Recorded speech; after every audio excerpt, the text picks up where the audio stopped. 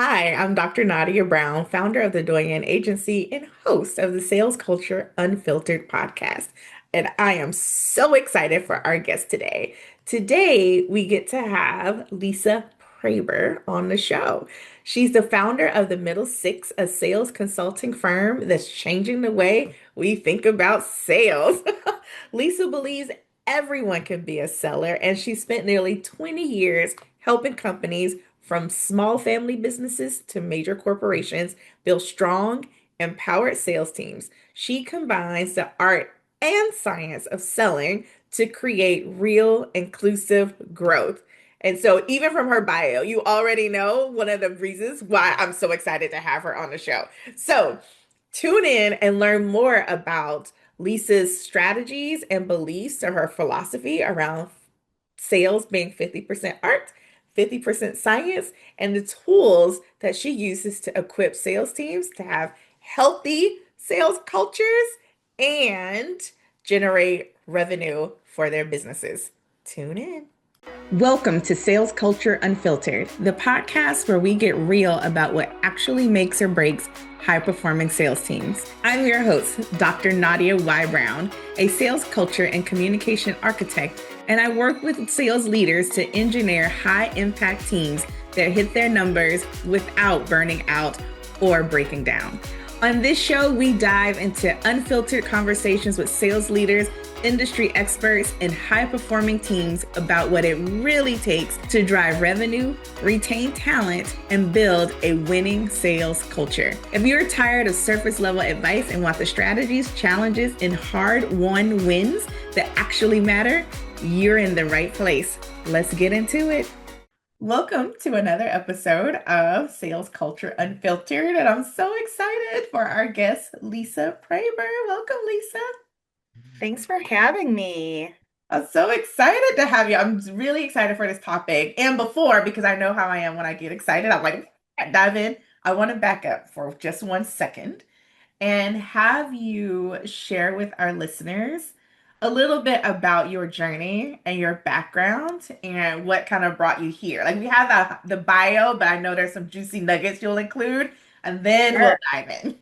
Yeah, and I'll just maybe start from the beginning because I think it's a huge part of how I got to where I am. So Hmm.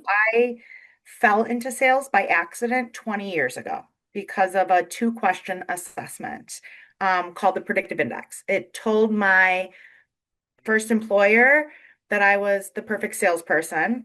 Hmm. They hired me on the spot, spent 3 months teaching me how to sell at $10 an hour. My fourth month, they put me on 100% commission, and I had a commission check for $18,000, Wow. which I promptly spent 4,000 of on a dog, and then blew the rest in Vegas in 48 hours and found my calling.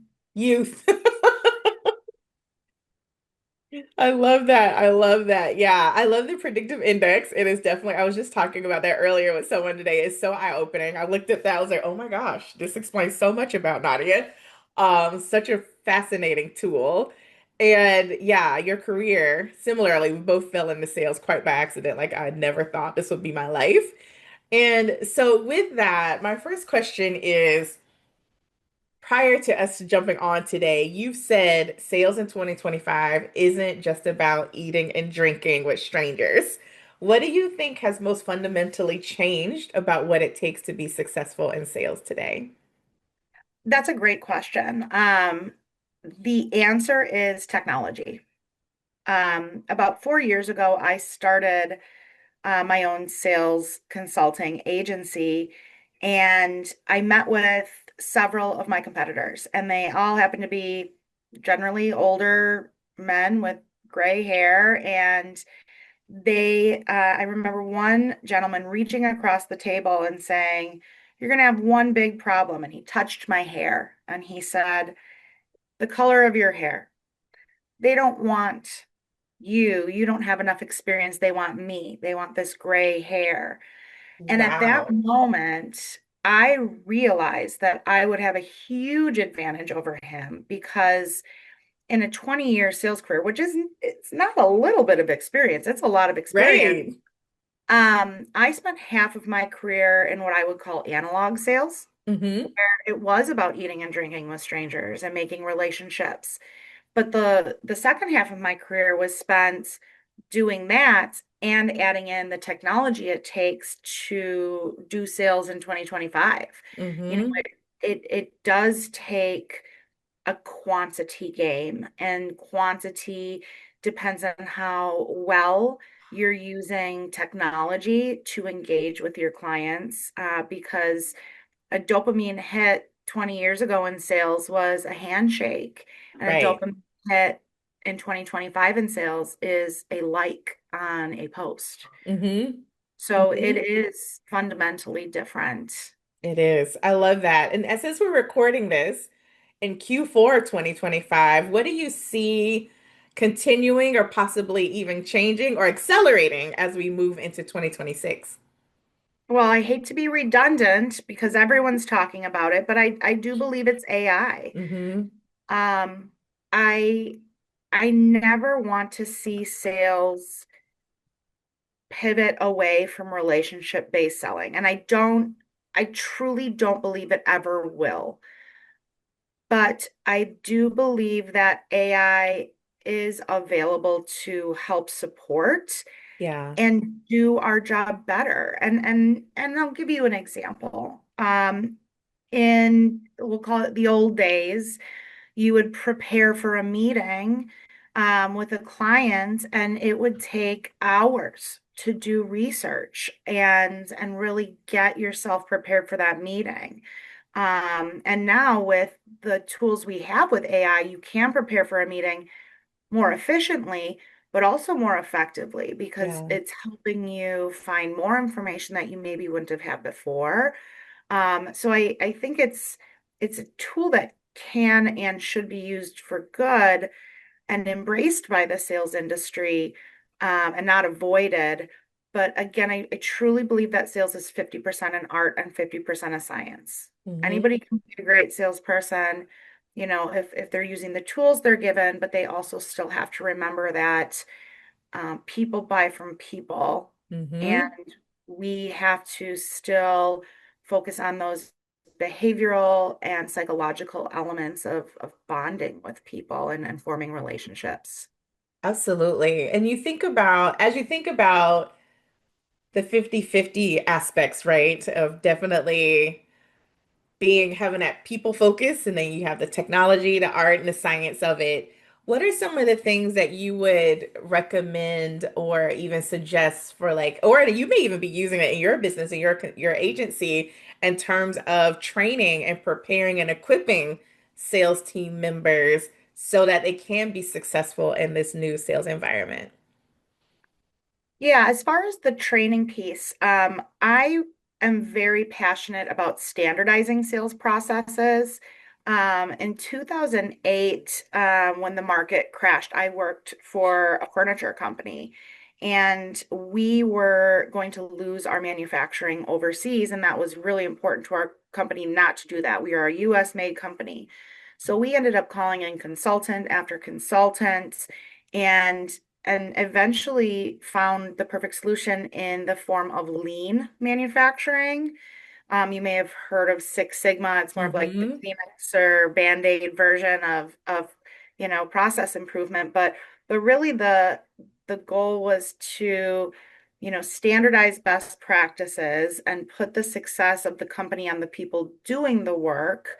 And one of the tools that we used back then to become a lean organization was something called TWI, Mm-hmm. or training within industry, where you take a job function and you break it down into achievable tasks. You take your sales process and define what you do, how you do it, and why you do it, and you stick to that. And when we implemented those standardizations surrounding sales, we were able to grow from a $40 million organization to a $70 million organization in 4 years, Nice. adding zero employees, zero locations, just by standardizing best practices. Mm-hmm. So when we talk about onboarding or training, I think one of the most important things to do, whether you're an individual salesperson or a sales organization, is to standardize those best practices. Yeah. Um, I do sales training for individuals and organizations, and one of my first lessons that I teach is I ask people how they make spaghetti. How do you, I'll ask you, Nadia, how do you make spaghetti and how do you test that it's done? Oh my goodness. So we put meat in our spaghetti. So preparing. Let's talk about the noodles themselves. Oh, the noodles. Yes, Oh, I don't know. I don't. how do you Yeah, test your noodles to make sure you're they're gonna done? get me in trouble with noodles. So, okay, because I've seen this. I prepare the water. No, let Okay. me take this back because we're doing steps. So I get the noodles, usually the pasta, out of the pantry. And I get the pot, I add the water, I add a little olive oil and salt to the water. I set it to boil. Once it starts to boil, I take the noodles out of the box. Nadia breaks them. I put them in the pot.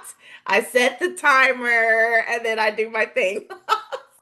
Yes, that's how And then Nadia how gets. do you know when they're done? When my timer goes off. Well, you are the perfect salesperson. And that's because you're following the process. Most of the time, when I ask that question, people say, oh, I take one out and I bite it to see if it's done. Oh, I throw it against the wall. Oh, I cut it in half to see the texture. That's not how you make spaghetti. Somebody found the perfect process to make spaghetti. So you don't have to do that. You follow the process every time. So I use that analogy to help people understand that they can make sales a process. Hmm. So I think, one of the most important parts of sales is having that process and following it every time. So if part of your sales process is after you send a proposal to someone, you follow up within 24 hours to make sure that they received that proposal. Yeah, That's part of your process, and that's something you do every time. If you don't win that deal and you go back and you find out that you never called them, well, that's not surprising you didn't win that deal because you didn't follow the process of those right. past processes. Yes. So I think, making sure that you know what you're doing and have a space for continuous improvements on those standards is part of the onboarding training and something everyone should have built and baked in Q4 of 2025 to be ready for 2026. I agree wholeheartedly. That leads me to another one, another question, because I've often heard, and I'm sure you probably have heard this too, like salespeople are born. So you're either born this way, naturally born to sell, or not. And I totally disagree with that. I feel like there are definitely strengths that people have, but based on what you're sharing, is it possible to just find someone who may not be inclined or think they're not good at sales, but if they have a process to follow, they could totally be successful? I love that you asked that question because I truly believe that everyone is a salesperson, whether they like it or not. You're a salesperson when you're a mother trying to convince your child to put their shoes on. You're a salesperson when you're convincing your partner where to go on vacation. You're a salesperson when you're convincing your boss to give you a raise. So whether you like it or not, you're in sales. Um, One of the first things I did when I started my own company, almost 4 years ago, was I called Predictive Index and I asked them if I could buy the software. And instead of buying the software, they asked me to sell the software, which was amazing because I'm selling something I'm passionate and obsessed about. But how Hmm. I use the tool in my own practice is when I'm doing sales training, I allow everyone to understand that they might not be what historically on paper is labeled that perfect salesperson, Hmm. but that each and every person has different strengths that really are important to the sales process. So there's something that predictive analytics calls the world of work. So it's a circle with four quadrants in it. And those four quadrants, people that appear in the top left quadrant, those are teamwork and employee engagement specialists. And in the sales world, those people are really great specialists in business development and people development and creating relationships. Then you have a top right-hand quadrant. Those people are innovation and agility. And those are your hunters in sales. Those are the people that are going out and just landing and closing and aggressively going at it. Then you have the bottom right, that is process and predictability. And those people are amazing account executives, where they're taking this and strategically lining out what that long history with the client looks like and continuously developing. And then you have these process and precision people in the last quadrant, and those people like to do things right. So those people make excellent cold callers because they will take a list and they will go and execute down the list. So in my mind, everybody's in one of those four quadrants. You're a hunter, you're a gatherer, you're a farmer, or you're a cook. And we need them all to be Mm-hmm. on that compound. And some Mm-hmm. people have a little bit of both, but each and every one of those sales categories is very important. Yes. And hunters, man, they wish they could do things right. They respect those cooks because those cooks have their HubSpot clean as a whistle. And those, hunters have terrible organization and can't follow up. So, working together in sales is also a really powerful thing. And I think historically sales has been considered a solo sport, and it Mm-hmm. it really shouldn't be. Mm-hmm. The accountability piece is such an important part of sales. I talk about this all the time, and I act as a fractional sales manager for quite a few people and organizations because Yeah. everybody needs accountability. It doesn't matter how good of a salesperson you are, how bad of a salesperson you are. I wish I had a sales manager. Instead, I am other people's sales managers. But who's my sales manager? So I think there's great salespeople in every one of the quadrants, I love every that. aspect of the world. I love it. And you brought up something I often say that sales is a team sport. And like you said, historically, it's definitely solo, and people feel like salespeople just leave them alone and let them do their own thing. And so, granted, of course, some people flourish in that and others don't. So, as a sales leader, listening to this, and I'm like, okay, wait, predictive index, and we have this tool, and how do we use it? And how do I now create this culture, right, of safety? Of being a team when people may not have experienced that before? Like, what does that look like now that I'm in this leadership role and I'm looking to shift some things maybe in our sales culture?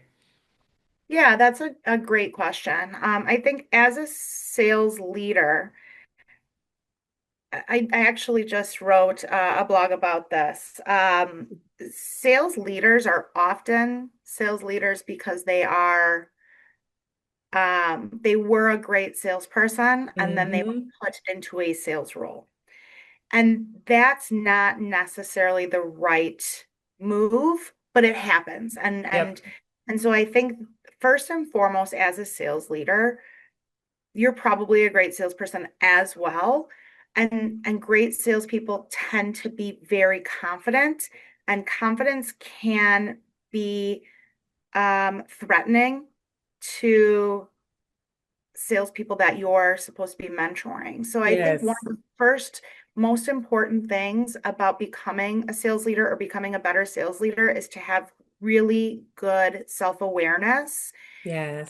and taking a mindset of servant leadership where you truly take a step back and not tell anybody what to do, because if we think about that world of work, we're all so different that we Mm-hmm. that we really need to understand that what works for us may not work for someone else. Mm-hmm. So one thing I recommend, and it's another tool within the lean sales management toolkit, is the question is the answer. So, as a sales leader, if you want someone to do something, it has to be their idea. Salespeople are Mm, confident people. So, in order to get a salesperson to do something you want them to do, you have to get them to come up with that idea themselves. wow. So, we as salespeople are really, really good at asking our clients open-ended questions to find out as much information that we can. Yeah. We need to be as good asking open-ended questions to the people that we're managing as well. We have to allow our salespeople to sell themselves into something just like we're allowing our clients to sell themselves into something. I love that because we know there's greater buy-in when it's my idea versus yours, right? 100% Exactly. on board. Like, oh my gosh, it's such a great idea. You're like, congratulations, Nadia. And that can be so hard for those salespeople put into sales management roles because winning all of a sudden looks completely different. And Yes, I was yes. I was kind of forced into a sales leadership role at towards, the beginning of my career, and it was a really hard transition, and it was pretty eye-opening. I was really lucky that, every company I've worked for in the past has invested heavily into me, into sales training, and I Yeah. think that's part of being an excellent sales leader and an excellent salesperson is being very curious and open to feedback, new ideas, and continuous improvement. Mm-hmm. I think that's again that self-awareness piece is, you can get stuck on an upward trajectory in sales and start to really lose some of that amazing vulnerability that started you on that momentum. Yeah. You allow yourself to get in your way and forget to be self-aware. Love that. So, given your career and all the things that you've gotten to do in that career, what are some suggestions that you would provide for those that are on that upward trajectory and are like, they may feel like they're losing themselves to, get it back if they've lost it or to maintain it if they still, while they still have it? Yeah, I think if we're talking about that upward trajectory and we're talking about performance as a salesperson, I think it's normal and natural to sometimes get in a funk. I think you can get in a funk as a manager as well. Mm-hmm. But one of the things that I recognized very early in my career was ways to overcome that quickly. Mm-hmm.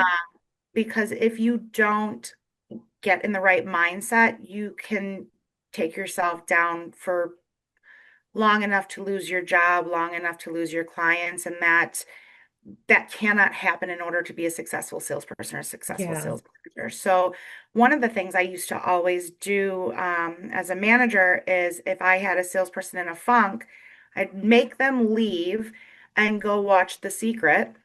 I don't know if you've ever seen it or I heard of it. have. Yep, it's the corniest documentary on Netflix, but really the concept is the power of positive thinking and the law Mm-hmm. of attraction. What you put out is what you will get back.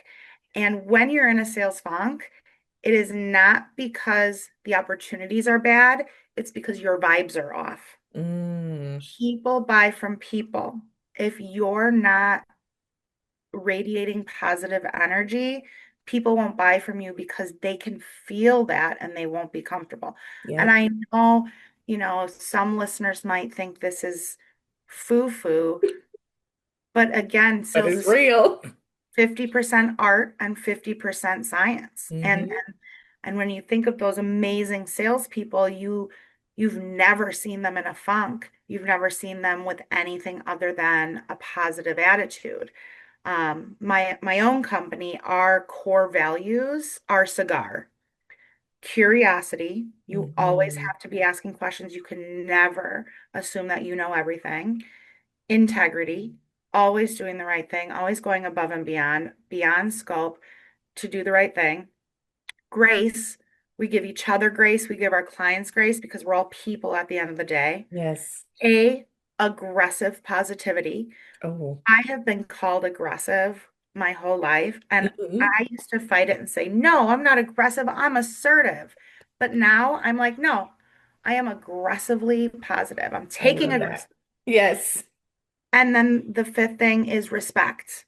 If Yes. you don't respect yourself, your clients, that is people know when you don't respect them. Hmm. So those five things I really made for my company, but when I think back, it is a salesperson and it is their Hmm. what their core values should be for themselves and for interactions with their clients and their internal team. Oh, I love that. I love it. As you're talking about values, when you think about culture, because just hearing your values, I got excited, like, oh my gosh, let's go do something, right? How often as a leader do you feel that we should talk about values, vision, that sort of thing with the team to, keep them focused, but also kind of keep that team cohesiveness? Yeah, so I don't know if I told you what the name of my company means, the middle six. You did. So Yes, we did talk about that, but I share guess it with the listeners. this applies. So the middle six is, as a common sales tool that really says for every 10 sales, you're going to lose two no matter what you do. You're going to win two if you do your job okay, but it's what you do with the middle six that really matter. And if we think about that from salespeople, I can say that out of every 10 salespeople, two of them are absolutely rock stars. Two of them are so terrible they'll never make it. But it's how you inspire the middle six that really matters and changes that status quo. And those those two that are not going to make it are the two that will never be aligned with those cigar values. Hmm. The two that are doing amazing represent them flawlessly. And the middle six is the ones that really need to hear it and be reminded of it. And those are the ones, as a sales manager, that you should focus all your attention on. Mm, Forget the top two, they're thriving. Forget the bottom two, they're not going to make it. But those middle six are the ones that a sales manager should be spending all of their attention on and constantly reiterating those values. I love that. Yes, I love it. I love it. So, as we get ready to wrap things up, this is hard because first one, I could talk about this all day. So I'm trying to like contain myself. And here's one. Before we wrap, I definitely wanted to ask you this question because you have such extensive background in using the predictive index tool. And sometimes people don't use tools as intended. How can a leader best use this tool to do what it was designed to do, really help people be in their zone of genius, if you will, and really thrive in that role? Especially given all that you shared about the middle six, AI, like all the things we're kind of bringing it in, but tying it back into predictive index. How do I, as a leader, take this information and really use it to strengthen my team, but also even strengthen me and how I make decisions as a leader? Yeah, that's a great question. And throughout my 20 years of using the tool as well as selling the tool, one of the biggest things that is most important is that it is a tool. It is one piece of the pie. It is not the entire pie. Yes. So that's really important. Predictive index talks about head, heart, briefcase. So when we're looking at a person, you have to look at the whole person. When we're hiring a salesperson or any person, we normally start with that briefcase. What's your experience, your background, your education, what's on your resume? And that's generally how we hire people. We then look at what's in their heart. So that's their values, their morals, their self-awareness, that more culture fit that Hmm. has to align. And then there's what's in your head. That's that behavioral drives, the cognitive ability. And predictive index allows us to look at that piece of the pie from a scientific, you know, way. Hmm. Normally we don't have that asset. So besides it just being a piece of the pie, it's also important not to weaponize a tool like that. Yes. And I think we talk about salespeople and sales leaders being very confident and potentially even cocky. Mm-hmm. They have to remove that from themselves and have that self-awareness piece that everyone is different. So using the tool to, before even going into a conversation, to understand how those two people that are talking are different, and Mm-hmm. use the tool to help have a more productive, effective conversation is a powerful way to use it. But again, it's just a piece of the pie. So I think if it's used as it's everything, A, that won't resonate with everybody because everybody's so different. Yeah. And B, we're not thinking about the experience that comes with that person. Are they brand new? Are they well seasoned? That makes a huge difference in how you're coaching somebody. And Absolutely. then that self-awareness piece. Some people are naturally more self-aware or even intuitive versus, auditory or black and white thinkers. So there's just a lot that need to be considered, and every single person is so different. So while I preach about process is 50% of the problem and the solution. The art still has to be there. So even when you're sales coaching, yes, there should be a process. Everybody should be treated the same. Everybody should be given the one-on-ones that they need. Everyone should have access to the tools, to the person, to the coaching they need. Mm-hmm. Um, but then you still have to give that art piece where one person might want to meet in person, where another person might want to get an agenda before the meeting that they can reflect on and prepare for the answers, where someone else might need or prefer to just be on the fly. And so it's really important to understand what the salesperson that you're coaching needs to receive feedback so they can be productive and efficient with that feedback. I So I love think that. that's how they can use the tool to drive better conversations. Mm-hmm. I love this. So good. Okay. Any final words of wisdom? Final words of wisdom. I think we hit on a lot of the stuff that I We did. preach, but I think if I were to summarize things, it would be, make sure that you as a salesperson or a sales leader are truly 50-50. Use tools, but remember the person. Mm-hmm. Don't force your team to do all digital efforts. Make sure they're also, doing the people part of things, and really are doing both things. I love that. I love that. Where can people learn more about you or connect with you, Lisa? Well, they can follow us on all the social media channels, Instagram, Facebook, TikTok, LinkedIn, under the middle six. And our website's a great resource as well. We do wonderful blogs talking about modern sales tools as well as those soft skills that it takes to be in sales. And we often do sales training digitally or in person. So we've got lots of opportunities for growth.